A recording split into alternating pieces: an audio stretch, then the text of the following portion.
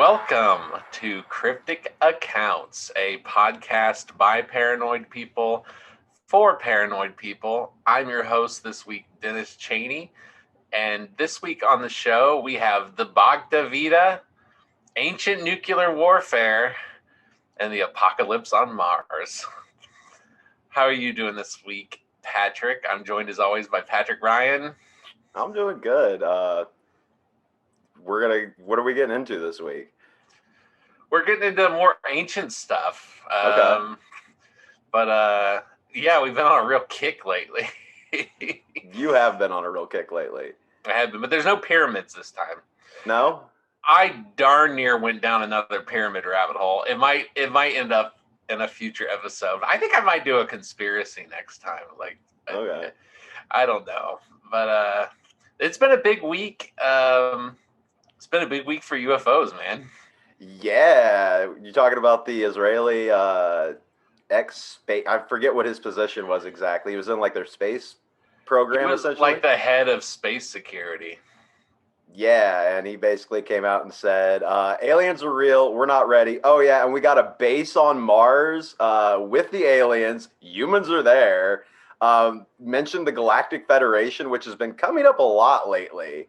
Yeah, that was weird that we just did a show last week on the Galactic Federation. Yeah, the Star Children and all that, and how they're connected, and we got humans here that are saying they're members of this, and of the council and everything. And then right after that, pretty much I think the next day after we released that, that comes out. Maybe he listens to our show and he based it entirely on cryptic accounts. We could tell ourselves that. Yeah, we influenced the Israelis. No, I always find it really interesting when high-ranking officials like this, at the end of their lives, decide they want to come out and tell a bunch of stuff. Because he basically said in the interview that he couldn't have done this during his career. It would have caused problems even a few years ago. And it just always seems to add a lot of credibility to it. Because I mean, why would he be making this up now? Right. Why would you ruin your reputation at the end of your life? Yeah, he's 87, I believe. So he's getting up there.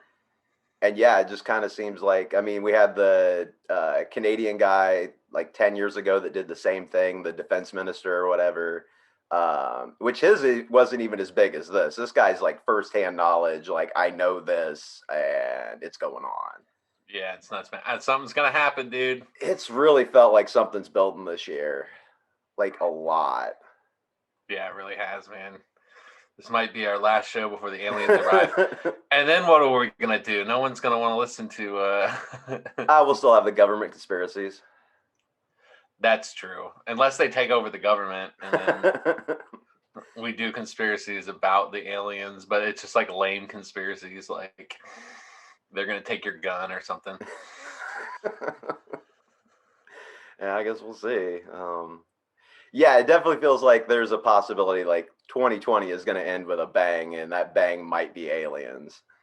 Yeah, it really might be. Well, you ready to get into something else about a big bang here? Let's do it. Patrick? All right. After the 1941 Japanese Pearl Harbor attack, the U.S. triggered the Manhattan Project, a crash weapons research program. One of the programs under the Manhattan Project was Trinity, directed by theoretical physicist Robert Oppenheimer, dedicated to weaponizing nuclear fission as quickly as possible. Oppenheimer was successful. On July 16, 1945, his agency detonated a test plutonium bomb at the White Sands Proving Grounds. One witness reported the lightning effects beggared description. The whole country was lighted by a searing light with the intensity many times that of the midday sun. It was a golden, purple, violet, gray, and blue. It lit every peak, crevice, and ridge of the nearby mountain range with a clarity and beauty that cannot be described but must be seen to imagined. Yeah, the beauty of a atomic bomb going off. Just beautiful. It probably is kind of pretty. Yeah, in a horribly destructive way. Yeah. I But mean, I yeah, would sure. like a big firework if you're out in the middle of the desert. I mean, yes, that you're not wrong. So the Trinity explosion crater was 300 feet wide, um, 5 feet deep. I found that surprising. That is a little weird that it went out so wide, but it didn't really penetrate very much into the earth. There was like a really shallow lake. Well, really, only 300 feet. That's a football field. Yeah. Yeah. Inside of the crater was a green glassy material indicating temperatures of 3,000 degrees or 1,700 degrees Celsius, the Wow. minimum needed to melt sand into glass. This radioactive glass was named trinitite and was considered a unique material found nowhere else on Earth, which is to be expected.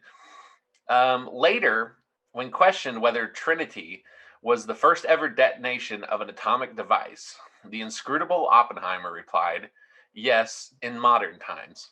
What? Yeah, Oppenheimer was a bit of a he's a spooky boy. All right. Since then, much has been made of Oppenheimer's words that beg the question. And prior to modern times, did Oppenheimer suspect that there had been prehistoric nuclear war? And if he did, he had a good reason. Okay.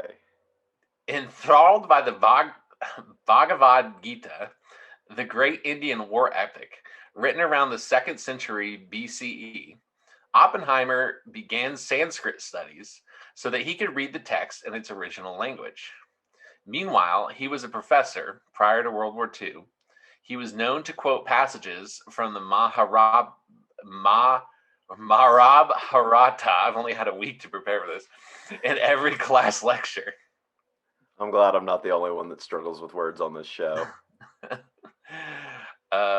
While much is made of the Bhagavad-Gita as a mythic spiritual saga, Oppenheimer, as a student and professor of theoretical physics and thermodynamics, was likely captivated by the explosive burning weapons and devices described in detail so precisely that modern researchers have been able to reverse engineer those technologies.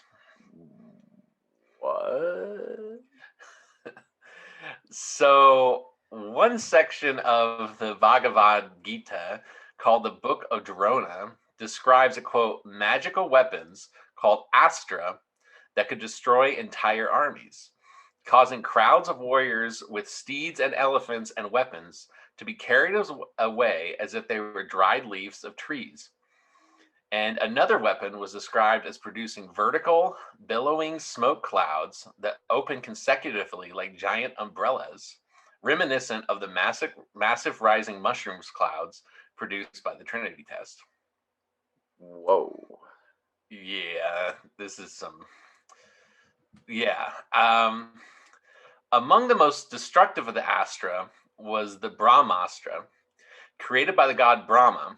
It's, quote, a single projectile charged with all the power in the universe.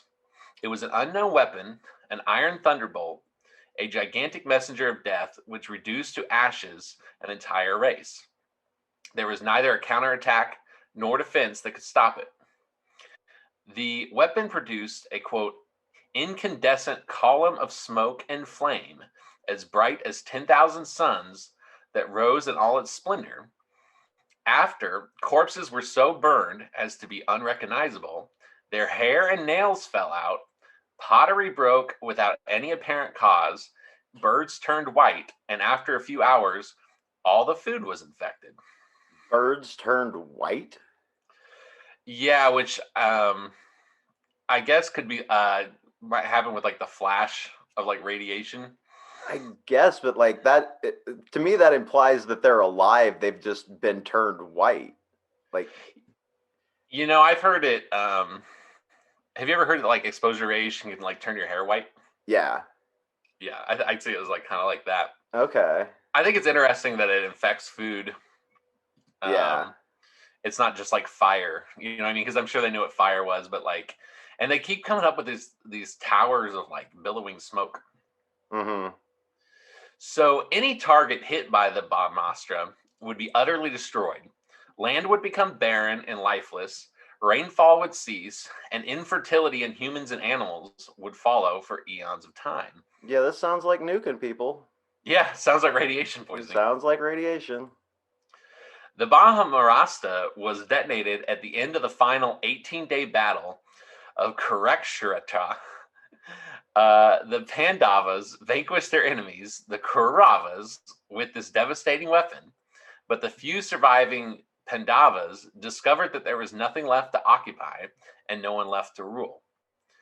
The Brahmastra had destroyed the entire Kaurava society and turned the region, which is in present-day Rajasthan, to desert.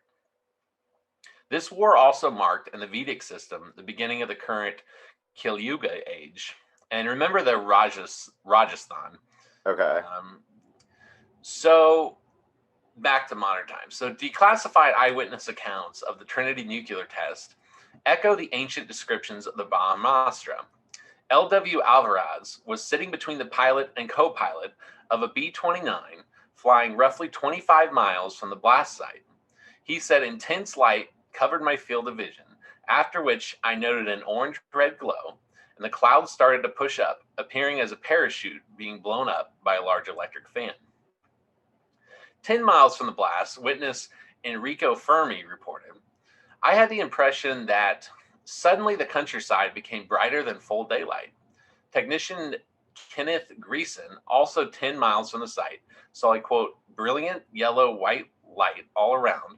A tremendous cloud of smoke was pouring upwards, some parts having brilliant red and yellow colors, like clouds of a sunset. Man, these people really liked watching this nuke. Seriously. Like, I don't know how many different people can tell me it was really bright. It was very It was very bright. There was a lot of smoke, but mainly super bright. I shouldn't have stared at it, but I did. I know. Maybe it's hard to, because on film it doesn't seem that way, right? Like on film it just kind of seems like there is that flash. Yeah. But then you just kind of see it must be like a gorgeous sunset, like your background tonight. I don't know if I'd describe it like that. So another witness saw a brilliant violet glow, violet flash, an enormous brilliant disk of white light, much brighter than the sun or the moon. While the U.S. government publicly described the White Sands Proving Grounds region as uninhabited, there were actually around 40,000 people, including, guess who's living there, Patrick? Probably, if I had to guess, just based on us as America, I'm assuming it's Native Americans. Oh, yeah. The Mescalero Apache living in the counties surrounding the test site. So there are 40,000 Apache living around this test site. This is almost its own conspiracy right here. I almost went into a side note about this, but I mean, it's really upsetting. Like I'm just, we're the worst. Just Merry Christmas, everybody. Wow. We even nuked the Indians at one point. Cool. I know. We're like, well, we don't want to nuke ourselves. Fair. Okay. We own everything else. And there was mainly no people there. At least, just oh my god. Just keep going. This is terrible. So many of the Apaches saw the explosion and displayed health impacts shortly after the blast. Crops and livestock were immediately contaminated.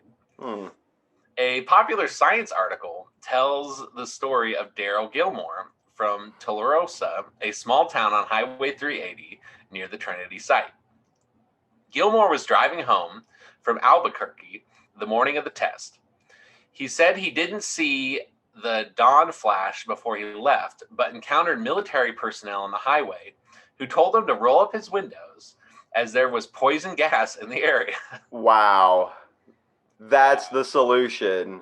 in the 40s because I mean, one, cars were really well sealed, first of all, in the 40s.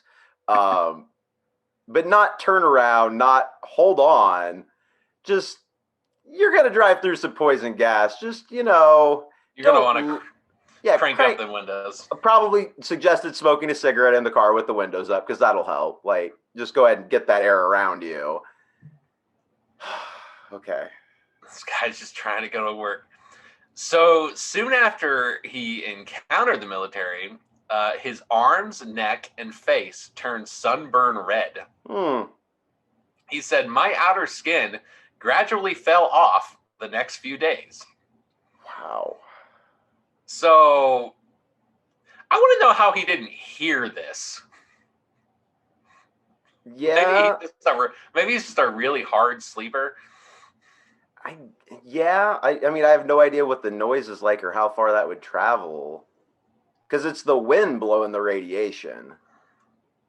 That's true. Like, I would assume the fallout kind of has to do with the wind. That's true, but this is in the surrounding county. I would assume you would hear a nuclear bomb. Probably. I don't know. In all the videos, I mean, there's no sound to it, so I don't really know how loud it actually is.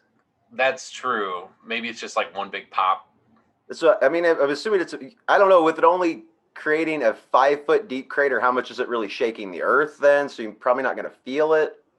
I don't know. Yeah,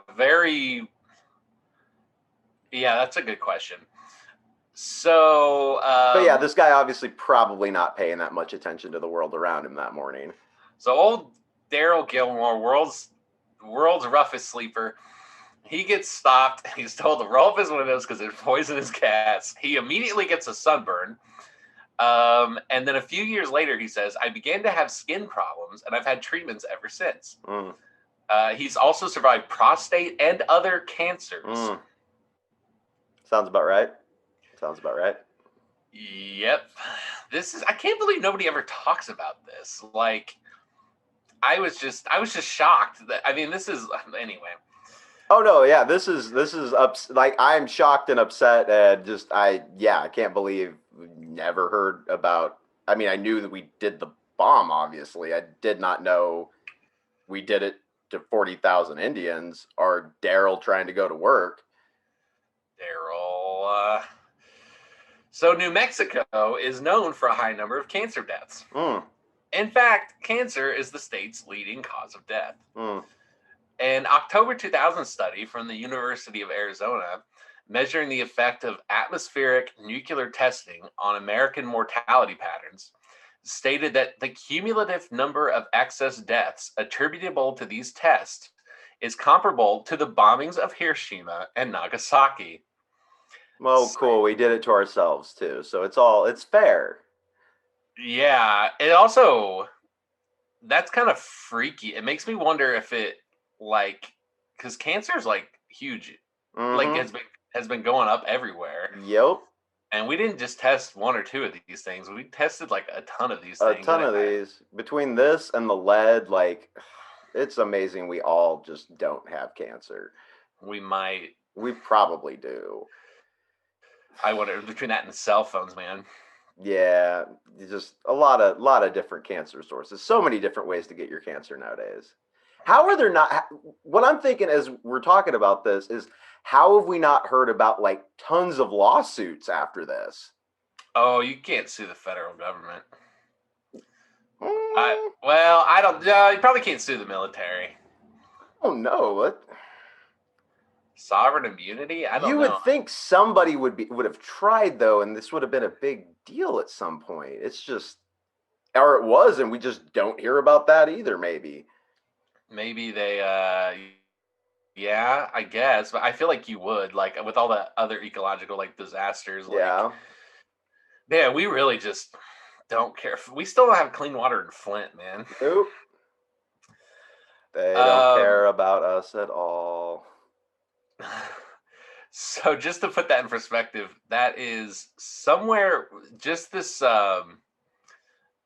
this area with these tests, somewhere between 340,000 and 460,000 American deaths have been directly or indirectly caused by atomic weapon tests. Oh, so we've arguably killed as many people on our own soil with it as we've killed other places, I think. I don't Well, know yeah, how, we only nuked those two cities. Yeah, it's and I comparable. and I don't know what the numbers were there, but I don't think they were that. Of course, who know if you count all the fallout there, it's probably much higher too because they're going to have similar radiation numbers, I would think, or cancer numbers. That's true.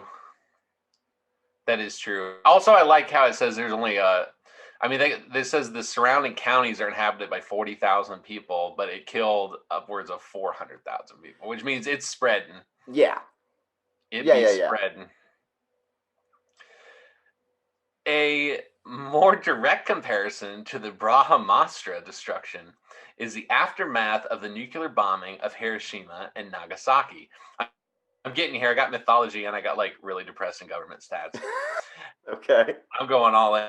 All right. After Trinity, after the Trinity test, the U.S. didn't waste any time deploying the new atomic technology. Less than 3 weeks later, on August 6th, 1945, the U.S. Air Force dropped an atomic weapon named Little Boy on Hiroshima, Japan. I love that we gave it a cute nickname. I know, we gave them little matching names too. Yeah. So here's your answer. Hiroshima immediately reported 70,000 people were killed, with another 140,000 dying of radiation poisoning by the following year, 1946. So we killed more people here than we did elsewhere with it. At least in Hiroshima, but that was the littler bomb, remember? That's okay. So there was another one. So yeah, probably comparable. Probably pretty even numbers on killed overseas, killed our own people with it, testing it. Cool. Yeah, and I guess if like double the people die from radiation poisoning than actually get killed by, I guess it doesn't matter if you drop it on population or not. It's just like that population's gone, but like most people are going to die from radiation poisoning. So the core destruction radius of Little Boy was about a mile around ground zero. Fires were reported across an additional 4.4 square miles. Humans and animals in the blast zone turned to carbon, echoing the words of the Mahabharata, corpses so burned as to be unrecognizable. Others were killed by flying projectiles and fires. A few days later, the Nagasaki bombing produced the same death and devastation. When the Trinity team discovered the green glass in the bomb craters, they named the material Trinitite. The glass, also called nuclear, atomic, and desert glass, was formed when silica sand was heated to temperatures above 1700 degrees centigrade by the blast. After the Trinity test, engineer Albion Hart noticed that the Trinitite was identical to the material he had seen in the African desert decades earlier. He calculated that the size of the African glass deposit indicated a blast 10,000 times more powerful than the Trinity bomb. Whoa. Yeah. The similarities were dismissed. That'd be a 10,000-mile radius. Ours, if Little Boy was a mile and this was 10,000 times bigger, so whoa. 10,000 times more power. Yeah. I would assume that I may be wrong in assuming blast radius would increase like that as well, but still, crazy. That's crazy. It is crazy. It might also be like how deep it goes. Like they might have found like a giant thick layer, like a 50-foot deep or 500-foot deep crater or something. Yeah, something like that. Well, okay, that's freaky. And they found this exact same stuff there. Yeah, the stuff that you have to heat sand to 3,000 degrees Fahrenheit to get. And they found it like bigger than the blast radius of a nuclear weapon in Africa. So either a bunch of them or one really big one is kind of how I see that could go. Maybe it's more than one over time. Yeah, I didn't think about that if there was like a bunch of nukes. For it to be that, I don't know. It's definitely not lightning. I would think so. Not for that much. And I would assume, like, I thought at first, I was like, okay, like, I was trying to be skeptical. I was like, what if it's like an asteroid? But then I was like, well, we would have evidence of that. There'd be like craters, or, you know what I mean? Like, there'd be something. Plus, we have like asteroid spots here in the desert, and it doesn't create like this And glass stuff. I don't think they're that hot, are they? By the time they hit the ground? Not like that. I mean, I guess energy and stuff is heat, but like, this isn't, this is, you almost need like a man-made technology or something like beyond this world to like Or keep you would it going. need a lot of asteroids or whatever in that one area, because it's like all in one area like that, like in a big area. Like, and if there's Right. no other way for this naturally to occur, something happened. Yeah, something went down. All right. But scientists dismissed this as no one believed an ancient or modern blast of those proportions would even be possible. Earlier in 1932, an Egyptian geological survey team member, Patrick Clayton, was driving across the desert near Sod Plateau. He said he heard a crunching under the wheels of his car, unusual in that he was driving on sand surfaces. He stopped and discovered large pieces of glass in the sand. The glass has also been found near Neolithic Sumerian and Babylonian layers at the archaeological sites in Iraq. It is possible that an ancient civilization, or is it possible that an ancient civilization prior to the Neolithic period blew itself back to the Stone Age with nuclear devices? Well, from what I know about humans, if they found a way to do it, they would have totally done it. Oh yeah. Also, I know it's advanced technology, but it's not like you know what I mean? It's not like lasers. You know what I mean? It's somewhat doable. Like we did it we did it we already had the theories in like the 20s and like early 1900s. You know what I mean? Like Yeah. if a I like the idea that like ancient civilizations, if they were technologically advanced, like had different like kind of technology trees. Yeah. You know what I mean? Like they didn't necessarily have the exact same things as us, but they had weird little branch offs and stuff. So um but it's kind of a mystery, and it seems to be found in areas where like early civilization was. So Egypt, Iraq, Samaria, these areas of Africa. Like it's not just like in the middle of Mongolia. You know what I mean? Like it's places where like the Sumerians and the Babylonians, places where like where like civilization re-rose. Yeah, and these are also groups that we've kind of been brushed up against, as it seems like they had some sort of alien contact going on. Right. I don't know if that's where we're going, but that's where my mind's leaning now. I'm like, did aliens come nuke some stuff like a couple thousand years ago or something? Yeah, I mean, yeah, Sodom and Gomorrah, man.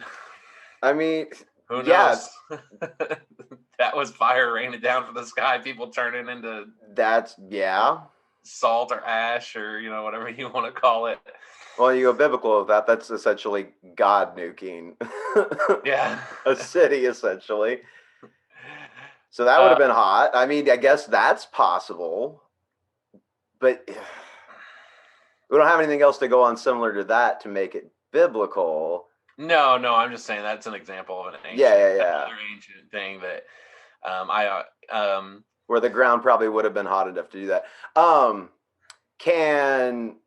Is it something with the actual radiation that's causing the glass to be green or whatever? Like this isn't just a heat thing, is it?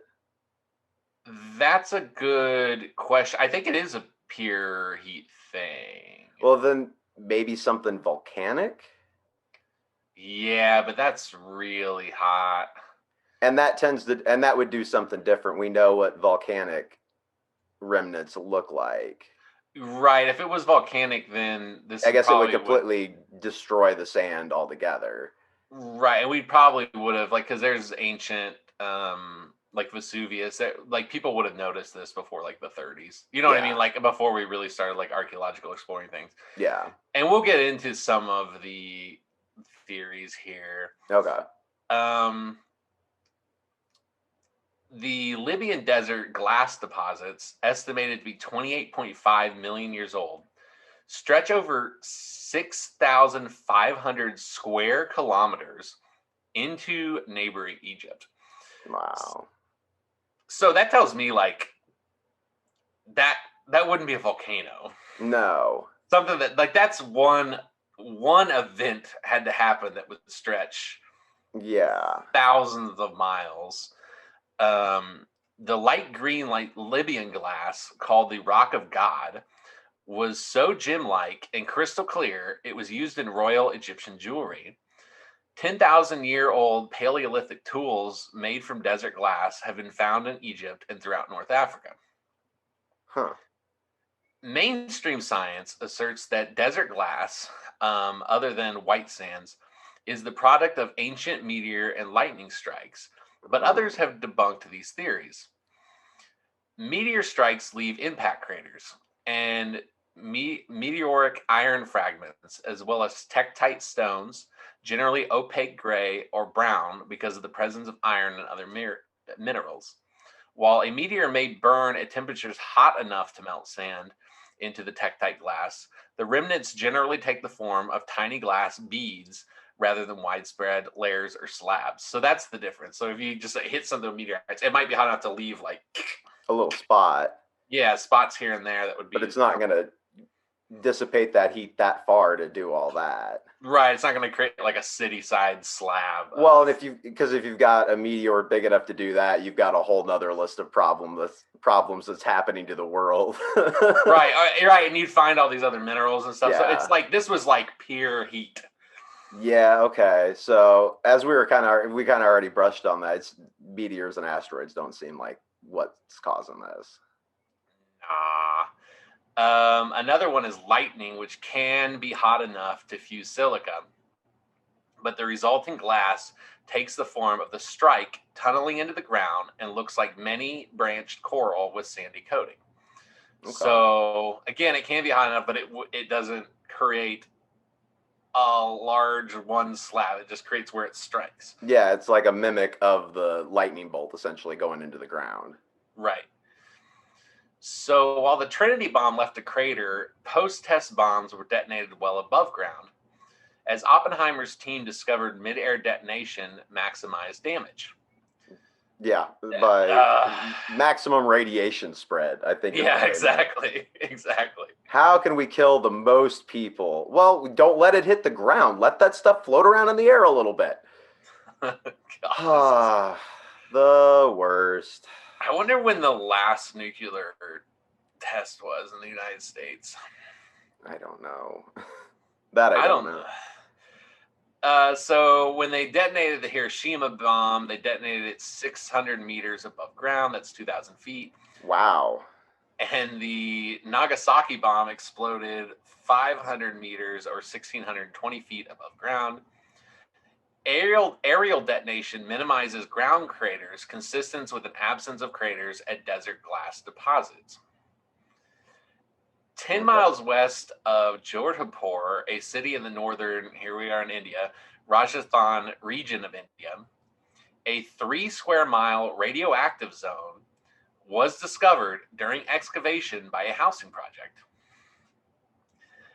Under the ground surface were a layer of highly radioactive dust and ash in a circular pattern, consistent with what occurs underneath a typical airburst nuclear detonation.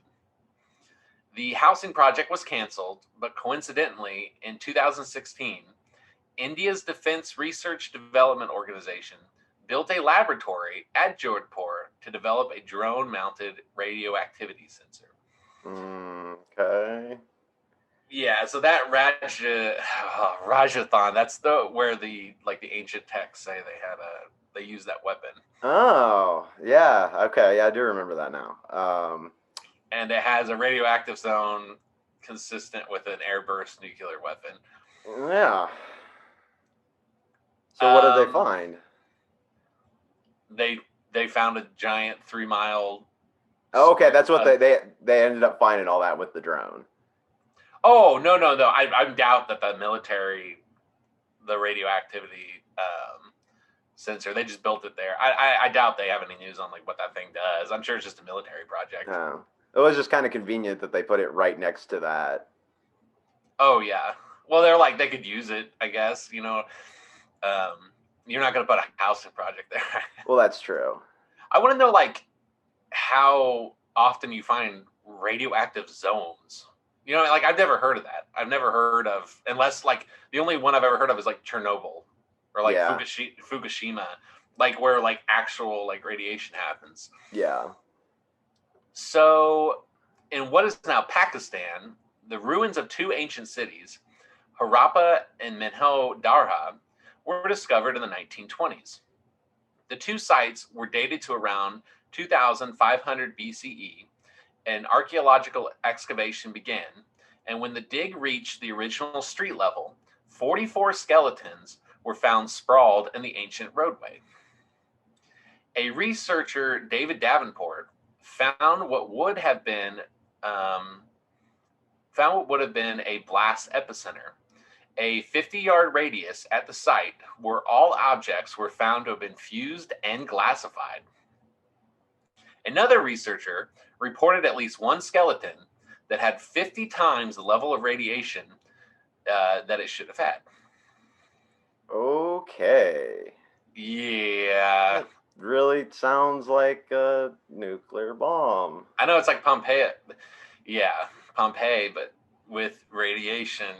Yeah. And after the discoveries, there was official silence on the topic, aside from explanations that included a meteor strike,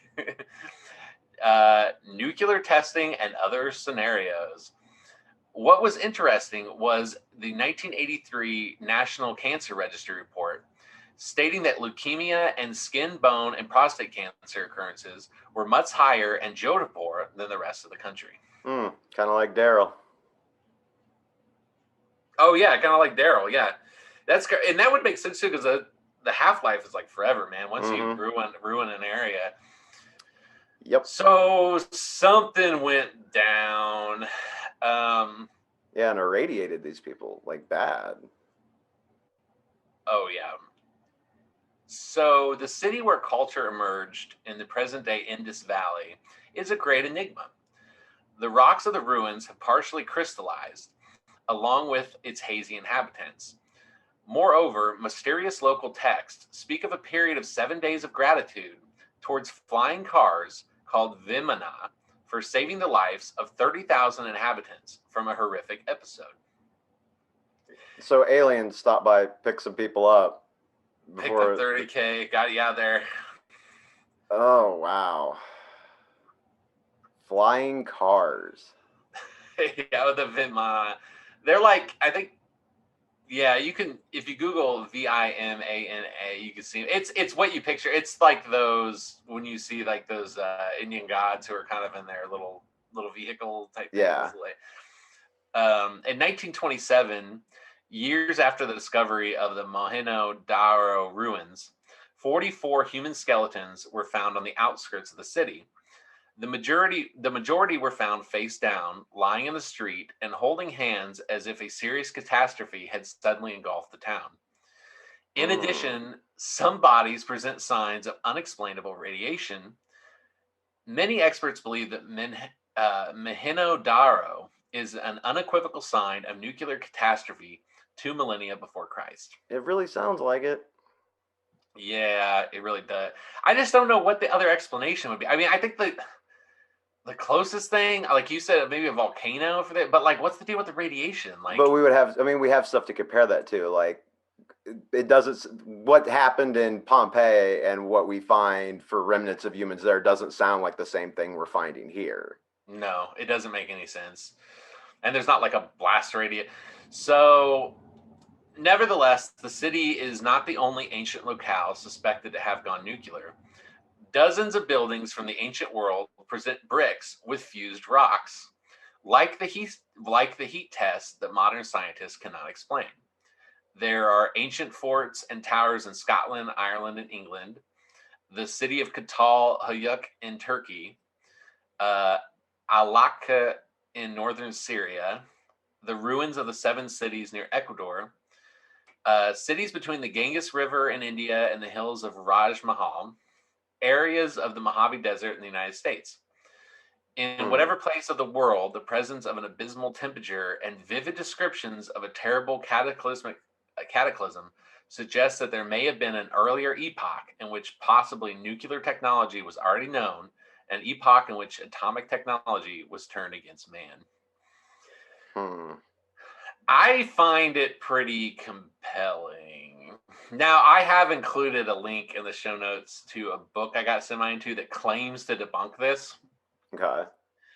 I read a good portion of it, but I didn't find it that convincing. He really didn't, and maybe I didn't get into it, but he really didn't have a good explanation for these like mass death sites. Like he kind of just goes into like, oh, you're reading the Hindu text wrong, and they really meant it as a spirit. You know what I mean? Like he Hmm. just kind of has this like religious interpretation. Okay. But I don't know. I might try to get more into this, but there's not a lot out there like this. Now, there's a lot of reporting on these instances. These places definitely exist, but there's not. It seems like nobody studies it. Yeah. Probably because you don't want to be known as like a kook, and you probably got to have quite a bit of degrees to, you know, get Yeah, I mean, it's trial and stuff. definitely going to be a complex subject with the radiation, and I mean, you're going to need some like archaeological skills. You're going to need like physics. Yeah, you're going to need a lot. You're going to have a lot of different PhDs. I feel like to really get into this, Yeah. or a team of people that also really want to get into some weird, crazy stuff. Um, yeah, that you would. But it feels like there's some evidence here. I feel like I'm convinced. I mean, Um, I'm not sure I don't know what to think about what would have done this. But yeah, I mean, if that's unless there's something we're missing on other ways this stuff can form, but it doesn't sound like anybody's got it. I mean, the couple that you mentioned, asteroids and lightning, but those don't explain the level that this has occurred at in all these different places. No, I mean you think about heat on Earth, it's like volcanoes, asteroids, lightning. Yep. And none of those explain this. So it's a little mystery. And this has been floating around for a while. I didn't know if you'd ever heard of it, but I hadn't. so I thought I'd add a little treat in for you. Okay. Um and this is an article I found. Actually there's a few articles on this. Um Also about ancient nuclear bombs. And the headline is U.S. physicist claims that alien nuclear bombs wiped out Mars civilization. Okay. Go on. So, a U.S. physicist claims evidence that an ancient Mars civilization was wiped out by nuclear bomb armed aliens. He warns that the evidence of a past nuclear attack on Mars raises concerns about a similar attack on Earth. Dr. John Brandenburg, a plasma physicist, obtained his PhD from the University of California, Davies. He's an expert in propulsion technology and a former consultant on space missile defense and directed energy weapons. Wow. So he knows his stuff. Sounds like it. He currently conducts research work at the Orbital Technologies in Madison, Wisconsin. Uh, Brandenburg has announced the astounding theory that a nuclear bomb wiped out an ancient Mars civilization. The abstract of his paper, entitled Evidence of Massive Thermonuclear Explosions in Mars Past, the Sidonian Hypothesis and Fermi's Paradox. Um, he says analysis of recent Mars isotopic gamma ray and imaging data supports the hypothesis that perhaps two immense thermonuclear explosions occurred on Mars in the distant past. Analysis rules out large, unstable, quote, natural nuclear reactors, and instead data is consistent with mixed fusion fission explosions. Analysis of new imagery from Odyssey MRO and Mars Express orbiters now shows strong evidence of eroded archaeological objects at these sites. And if you remember Cydonia, that's the location when we did our Mars 1 million BC. That's the location with the pyramids and the. Yeah, I was actually that's what I was just thinking is like Oh, like, is this what that thing is that our vision person saw, a remote viewer saw when they did that experiment? Possibly, and it happened at that location. Yeah. Um, so, taken together, the data requires that the hypothesis of Mars as a site of an ancient planetary nuclear massacre must now be considered. Fermi's paradox, the unexpected silence of the stars, may be solved at Mars. Um, Brandenburg's paper reportedly, which was published in the Journal of Cosmology and Astroparticle Physics, claims I can't believe I've never. This is another thing where I'm like, I can't believe I've Mm-hmm. never heard this. Like a legit. He claims there's evidence of two massive nuclear explosions on Mars at two sites on the planet. Mars once had two civilizations, the Sidonians and the Utopians, wiped out by nuclear bombs detonated by technological aliens. The site named Cydonia is the location of the formation on the surface of the planet, spotted by orbital crafts which look like a human face on Mars, as well as the pyramids, Mm. but which, after closer examination, has been dismissed as incidental formations of dust dunes. The purported evidence for nuclear explosions includes the red color of the surface of Mars, which, according to Brandenburg, could be explained either by a naturally caused nuclear reaction or a nuclear device explosion which scattered radioisotopes into the Martian environment. Hmm. NASA spacecraft, using gamma ray spectrometry, detected the fallout of the purported nuclear explosion, including uranium and thorium on the surface of the red planet. When Brandenburg proposed his theory in 2011, he claimed that a naturally caused nuclear explosion devastated the entire planet about 180 million years ago, and warned that a similar incident could also occur on Earth. This is something I got into that I didn't include in the show. Some people think that, and this is the other explanation other than nuclear war, some people think that there are areas in the planet that just form like basically crude nuclear bombs. Oh, cool. Cool, Yeah. cool, cool. And there's some people who think that Africa site has some signs that might be what happened there. Okay.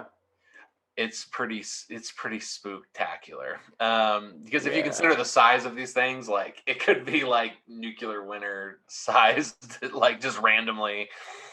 Yeah. um, so Brandenburg says that the Martian surface is covered with a thin layer of radioactive nuclear isotopes, including uranium, thorium, and radioactive potassium, and this pattern radiates from a hotspot on Mars. A nuclear explosion could have sent debris all around the planet. Maps of gamma rays on Mars show a big red spot that seems like a radiating debris pattern on the opposite side of the planet, where there is another red spot. Hmm. In his new paper, he also points out the fact of high concentrates of xenon 129 in the Martian atmosphere, recently detected by NASA's Mars Odyssey spacecraft. According to Brandenburg, spikes in the level of xenon 129 have also been detected on Earth in the aftermath of nuclear incidents, including the 1986 Chernobyl disaster. But he has since abandoned the theory that the nuclear explosion occurred naturally. He now believes the explosions were caused by an alien race hostile to young, noisy civilizations. Hmm. Although some scientists have argued that the nuclear isotopes detected in the Martian atmosphere have been derived naturally, Brandenburg claims that their presence in the Martian atmosphere is more consistent with the assumption that two massive hydrogen bomb explosions occurred. He estimates Wow. that the natural explosion, quote unquote, at the Mare Acadalium region at about 1,000,000 1 megaton hydrogen bombs. Wow. That's a big bomb. That is that is frightening. Although maybe we nuked them since we had the nukes back. We tested it um, on Mars first. And this guy's like a legit professor. Brandenburg concludes that providentially, we are forewarned of this possible aspect of the cosmos. The author therefore advocates that a human mission to Mars is mounted immediately to maximize knowledge of what occurred. While scientists refuse to go along with Brandenburg's speculations about aliens detonating nuclear bombs, some agree with the basic aspects of his theory about a nuclear reaction, but insist it must have been a natural process that occurred slowly over millions of years. That to me is like almost more frightening. Both are very frightening. Yeah. Dr. David Beatty, a science manager at NASA's Jet Propulsion Laboratory, described Brandenburg's theory as fascinating, but he thinks a slow, natural nuclear reaction could explain the observations. A colleague of Brandenburg's at the Lawrence Livermore National Laboratory, Dr. Lars Borg, what a great scientist name, Mm-hmm. also said the natural geological processes could explain the observations. Harrison Schmitt, a geologist and former Apollo spacecraft astronaut, agreed that the planet shows signs of nuclear reactions. However, he insists that they need not have been caused by detonation, but could have occurred gradually over a long geological history of the planet. Another scientist, Edward McAuliffe, admitted that the colors and formations in the Mare Acadelium region of the planet need to be investigated closely to understand what really happened. But Brandenburg insists that the evidence from recent measurements of nuclear isotopes is more consistent with nuclear airburst detonation than slow natural processes. Given the large amount of nuclear isotopes in Mars' atmosphere resembling those from hydrogen bomb tests on Earth, Mars may present an example of a civilization wiped out by a nuclear attack from space. I don't know why they don't consider that they just built their own nuclear weapons. Yeah. Yeah, I don't know why you wouldn't consider that. There's two races. Maybe they got into their own Cold War and ended up pulling triggers. Yeah, I mean, we have more than 100 hydrogen bombs. Shoot, North Korea is going to have more than 100 hydrogen bombs here pretty soon. Probably. Yeah, that's that was my research this week, all about ancient nuclear bomb blasts. Well, it was very interesting and very disturbing. Other than the only thing I didn't get into was some people think Atlantis was destroyed by nuclear weapons, but it would have been a whole other thing. Yeah, that sounds like it could be its own thing. Just, yeah. It just really freaks me out that it could happen naturally. Mm-hmm. But I don't, the stuff on Earth, I don't know. I'm convinced. I'm convinced something happened. Yeah, I am too. It doesn't seem, at least here, like it was a natural thing that happened, but who knows? Well, no, I mean, here you have like bodies in the street, so it couldn't have been like a slow process. That's what I mean. Yeah. But who did it? I don't know. There's not a lot of speculation. I mean, they're literally, people admit that these sites exist. They just don't talk about it. I don't know what to tell you. I guess it goes in the whole ancient astronaut or ancient civilization, advanced humans theory. Yeah. I don't know, but we had nukes, man. Yeah, I did not know that. That's crazy. Good research. Yeah. Thank you. I hope you enjoyed. I'm not going to sleep tonight, but I mean, good research. No, I'm probably not either.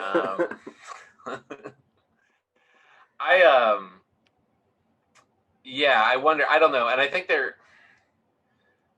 there is something to the fact that there's like ancient tales of like cataclysms and stuff like that. Like maybe something survived in like our collective memory, but you know, who knows? I wonder, like it said that one took place. Let's see here. What year did the one in India take place? It was 2,500 BC. Yeah. I mean, I'm trying to place that. I mean, that's roughly like Old Testament, like early Old Testament time. Yeah. Yeah. So, man, who knows? But that's ancient nukes and the Mars apocalypse, Patrick. Yeah. Thank you for being a party to that. Oh yeah, thanks for putting it together, man. That was fun. No problem. Well, everybody, thanks for listening. We hope you enjoyed. Tune in next week. Listen to our other shows. Like, share, subscribe to the podcast. Most importantly, share. Send an episode you like to people. Tell them about it. Word of mouth is great. We still continue to grow, and we love you all. And I love you, Patrick. I love you too, buddy. All right. Bye, everybody. Bye.